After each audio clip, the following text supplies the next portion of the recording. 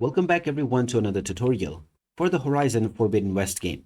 In this video, I'm going to show you how you can turn off mini-maps and indicators within this game. So let's get started right away.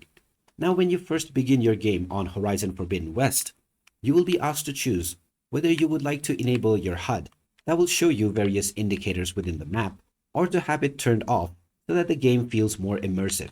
Now if you have already made a choice at the beginning, you can always change this within your gameplay.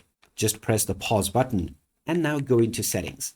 Now from the settings page, make sure that you are within the general tab, and now if you scroll down, you will find the quest pathfinding, the waypoint pathfinding, as well as quest marker and the waypoint marker icon size.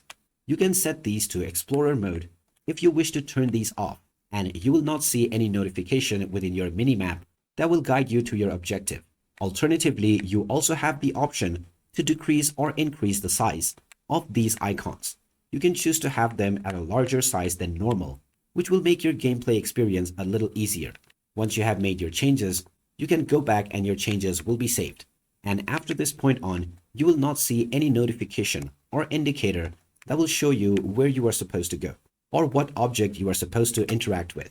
If this proves to be a little bit too difficult, you can always change this once again by following the same steps. Go into settings, and from the general tab, you can once again enable the quest and waypoint pathfinding option by choosing the guided mode.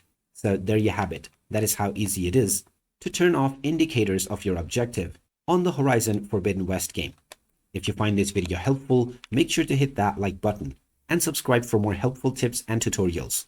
Thanks for watching, and I will see you again in the next one.